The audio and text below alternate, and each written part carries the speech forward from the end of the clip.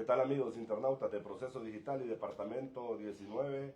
Esta mañana en la sala de redacción de nuestro diario, la doctora Roxana Araujo, ella también fue ministra de Salud y actualmente está asignada en el Hospital San Felipe. Bienvenida doctora, ¿cómo ha estado? Mucho gusto, licenciado, es un placer poder estar con ustedes. Sí, doctora, bueno, nos concitan muchos temas en el ámbito de la salud, especialmente lo que está pasando con esta epidemia de dengue. Cifras oficiales dan cuenta de 38 decesos hasta la fecha, de los cuales 15 están en estudio y ya casi rondamos los 20.000 casos. ¿Cuál es su opinión a priori, doctora, del manejo de la pandemia hasta esta fecha? Bueno, licenciado, después de lo ocurrido en el 2019, que ha sido la epidemia más grande que ha tenido el país, con más de 100.000 casos y lamentablemente 180 defunciones, después de ese año, teníamos que esperar que 2 o 3 años después podríamos tener una epidemia, sobre todo del dengue con manifestaciones graves, o lo que conocía la gente anteriormente como el dengue hemorrágico. Y es así como desde el año pasado alertábamos nosotros cuando se mencionaba el incremento de casos en el departamento de Comayagua, que prácticamente ese brote epidémico duró como de 3 a 4 meses.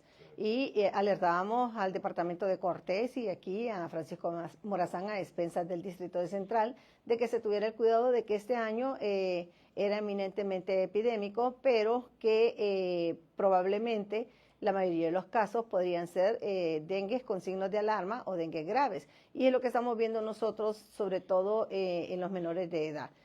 Hace 2 semanas el Seguro Social ya daba las alertas de que su sala de pediatría tenía 20 ingresos y el materno infantil, que tiene una ocupación de 50, tenía 40 menores solo con dengue. Entonces ya cuando estos hospitales que son de referencia nacional y son como el termómetro para medir qué es lo que está ocurriendo, creo que es donde nosotros, sobre todo la Secretaría de Salud, debe reflexionar si realmente está cursando con un brote epidémico importante y en qué momento se declara la emergencia por esta enfermedad. Sí, bueno, en 2019 hemos tenido el peor año en cuanto a decesos. Sí. 180 personas murieron a causa de dengue. He escuchado durante las últimas semanas a varios expertos decir de que este año podrían compararse las cifras si no se toman las medidas del caso. El doctor Umaña hablaba que en julio, agosto y septiembre van a ser meses críticos en cuanto a los casos de dengue que pueden ser atendidos en la red hospitalaria. ¿Cuál es su opinión, doctora? La historia natural de la enfermedad nos dice que ya cuando se establece la temporada de lluvia, las actividades del control, porque aquí ya no es prevención, aquí es controlar la contención del impacto que podría tener para esos meses. El pico máximo que se ha alcanzado en las epidemias es a finales de agosto y a principios del mes de septiembre. Es cuando alcanza el pico máximo de la mayor cantidad de casos. Y después, de acuerdo a las acciones que haga la Secretaría, pues ese pico va descendiendo o se mantiene. Entonces, en este momento, pues sería interesante conocer, ya con esta declaratoria de emergencia que hizo el día viernes la Secretaría de Salud y que fue sancionada por los ministros, por los secretarios de Estado en el gabinete y publicada en la Gaceta el día 1 de junio, con qué departamentos y en qué municipios. Por ejemplo, en este momento, el que dio la alarma es el departamento de Cortés, a expensas de 5 municipios, que es Omoa, Pimienta, Potreríos, creo que es Puerto Cortés y Villanueva, es donde la tasa de incidencia es más alta. Es decir, si tenemos contemplado ya ese panorama, esos son los municipios y dentro de esos municipios, los barrios y colonias que se tienen que hacer las actividades prácticamente con barridos del 100%. Cuando nosotros hablamos de barridos del 100%, es que ninguna casa debe de quedar sin ser intervenida, es decir, aquellas casas que se encuentran cerradas por cualquier eventualidad se deben visitar nuevamente para poder intervenirlas. Sí, bueno, usted hablaba de una emergencia que fue decretada recién la semana pasada. Expliquémosles a la población qué significa declarar una emergencia, en este caso por dengue. ¿Qué acciones conlleva una emergencia? Sí. Para tomar esta decisión, y se lo he comentado también en otras oportunidades, en el tiempo que me ha tocado estar al frente de algunas epidemias en el 2002, el remanente de la epidemia del 2007, cuando me llamaron en el 2008 para poder contrarrestar lo que había quedado de esa epidemia del 2000, la epidemia del 2010, que me llamaron en julio para hacer la contención de lo que en ese momento era la peor epidemia. Luego en el 2013, estando de secretaria de Estado, en el 2013 era eminentemente epidémico y se hizo lo que se podía hacer para poder disminuir los casos. Y la del 2019, que también me llamaron en el mes de junio como consultora a través de COPECO para hacer las acciones de prevención, de control, pero ya del vector, no atención de pacientes, sino del control del vector. ¿Qué es lo que significa una declaratoria de emergencia? Eso es que la Secretaría visualiza dos cosas. Uno, el déficit en el recurso humano para hacerle frente a las dos acciones más grandes, que es el control vectorial y también la atención de pacientes. Y el segundo, pues, es gestionar fondos no solo propios de la Secretaría, sino que fondos externos y de cooperantes y de otras instituciones afín a la Secretaría para que le hagan frente a la situación. Eso es lo que es una declaratoria de emergencia, poder pedir apoyo, tanto financiero como estratégico como técnico. Sí, y bueno, otra de las versiones de los expertos en el tema dicen de que en el país circulan los 4 serotipos, sí, y que por eso los menores son los que terminan en muchos de los casos pagando con sus vidas esta enfermedad, porque no han experimentado todo el tipo de serotipos que circulan en el país, doctora. Bueno, en parte tienen razón, es decir, no habíamos tenido la circulación del serotipo 3 en un par de años. Sin embargo, este año, a través del laboratorio de virología, se han identificado los 4 serotipos, el DEN 1, el 2, el 3 y el 4. ¿Qué es lo que sucede? En la epidemia del 2019, el dengue, que estaba afectando más a la población menor, o sea, a los menores de edad, era el dengue 2. Y el dengue 2 ha estado circulando. El que no había circulado es el dengue 3. ¿Y qué es lo que pasa con el dengue 3? En el pasado, nosotros manifestábamos una preocupación cuando había dejado de circular el dengue 3 y volvía a circular, es porque dentro de las cepas del dengue 3 hay una cepa de origen jamaiquino que, sin necesidad de que usted haya estado expuesto anteriormente a un proceso infeccioso por uno de los serotipos, usted puede desarrollar las manifestaciones graves de la enfermedad. Y eso es lo que está ocurriendo en este momento. Es decir, hay que hacer un análisis exhaustivo desde el punto de vista epidemiológico, entomológico, porque es importante también la parte de entomología, para ver realmente qué es lo que está ocurriendo en este momento en el país. Sí, doctora, ¿y qué pasó con aquel experimento que se hizo en el Manchén con unos mosquitos que liberaron para supuestamente contrarrestar esta enfermedad? ¿Tiene conocimiento de qué pasó con eso, los resultados que hubo? No tengo conocimiento. Esos proyectos son buenos cuando son expansivos. Es decir, cuando si se hacen en una sola localidad, es muy difícil que usted pueda ver el impacto de manera, o sea, como uno quisiera ver, ¿verdad? Me imagino que empezó en el Manchén, porque en ese momento era donde la incidencia de casos era muy alta. Porque nosotros aquí en el Distrito Central tenemos un cordón urbano marginal que tradicionalmente ha sido el que da más complicaciones.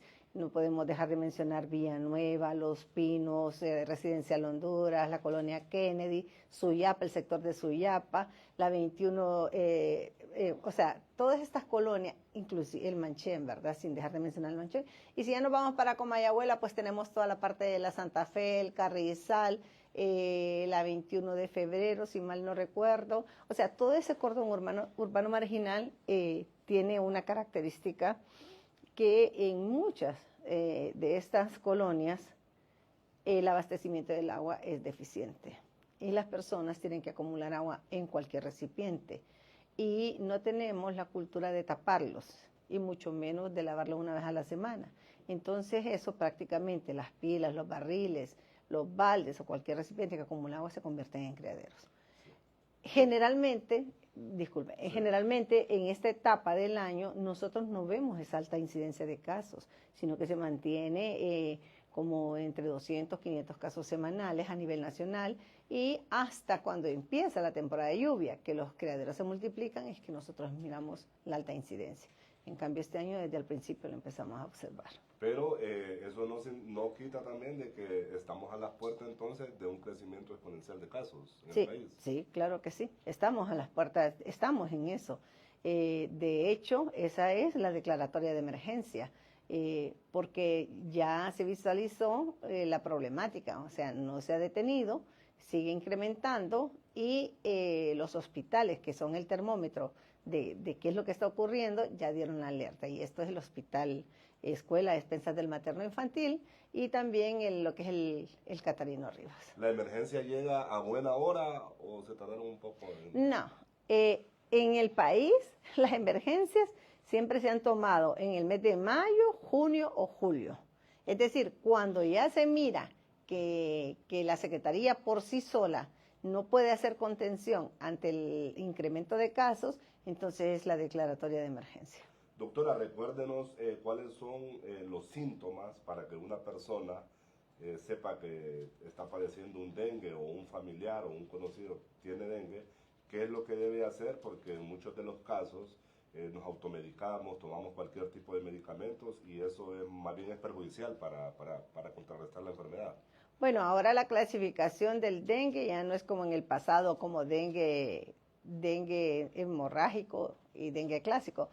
Hace un par de años cambió la clasificación y se clasifica el dengue como tal, también el dengue sin signos de alarma, con signos de alarma y el dengue grave. Y sin signos de alarma, pues podríamos decir que se puede confundir con cualquier otro proceso infeccioso viral. Es decir, la persona tiene fiebre, temperaturas arriba de los 37.5 grados centígrados, 38, 39, inclusive hasta 40. En los procesos virales se observan temperaturas muy altas. Dolor de cabeza, en el caso del dengue hay un dolor que es como retroocular, como por la órbita del ojo, que ese es uno de los signos característicos de que probablemente esa persona está con dengue. El dolor muscular es intenso y el dolor articular. De hecho, muchas personas no se pueden levantar de su cama estando con dengue. Eso sin signos de alarma. Ya con signos de alarma podríamos decir que la persona puede presentar vómitos, dolor abdominal, alteración de la conciencia.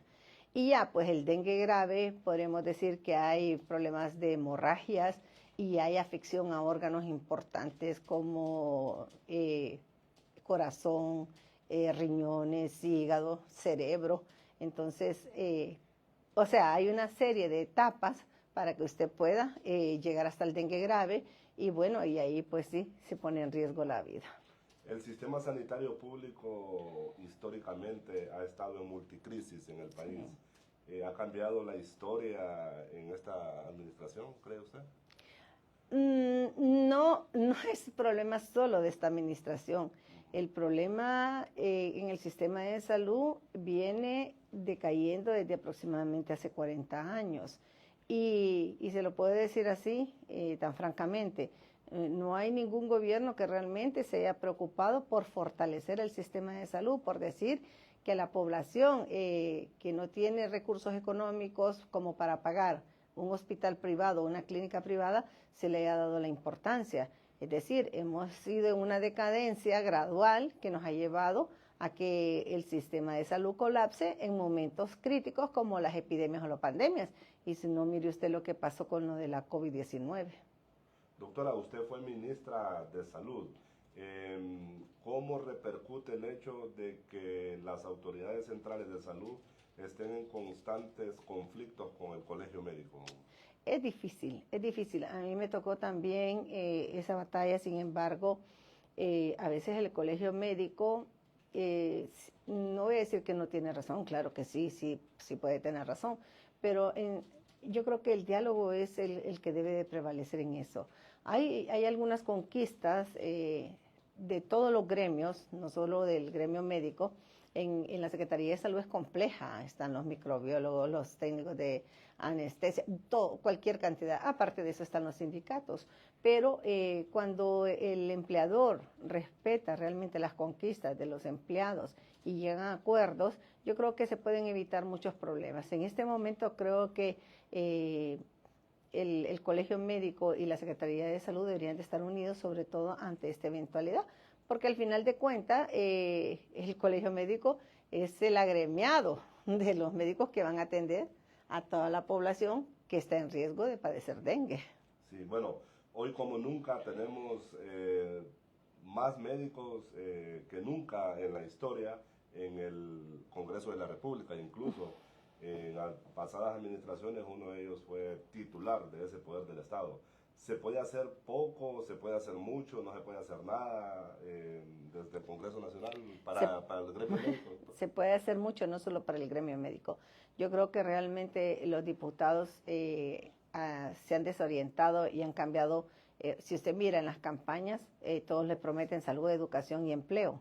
Y al final de cuentas, cuando se sientan en esa silla que representan al pueblo, a lo que menos representan es al pueblo, no les importa. O sea, nunca les ha importado el pueblo. Yo creo que en este momento tan importante en el que en el Congreso hay creo que más de 40 médicos, si mal no recuerdo hay 42, es la cantidad más grande que ha tenido, no se ha visto realmente que se haya hecho un trabajo que vaya orientado a cambiar el sistema de salud. Vamos a poder ver los 8 hospitales que ha prometido este gobierno, que ya empezó en algunos. ¿Cree que lo podemos ver a corto plazo? Bueno, creo que vamos a poder ver el empiezo de esos hospitales, claro que sí, si hay financiamiento. Hay algunos que estratégicamente creo que no tendrían que haber sido así, pero ya es la parte política también la que tiene una injerencia sobre dónde y cuándo. Y si no, mire lo que ha pasado en Roatán, que ese hospital estuvo con problemas de litigio por el terreno donde se construyó y el hospital de Roatán, pues realmente lamentablemente nunca fue un hospital como debería de haber sido en un lugar turístico tan importante del país. Esperemos que por el bien de la población, sí, estos 8 hospitales se den. Creo que antes que cualquier construcción en el sistema de la Secretaría de Salud, se tienen que fortalecer los que ya están.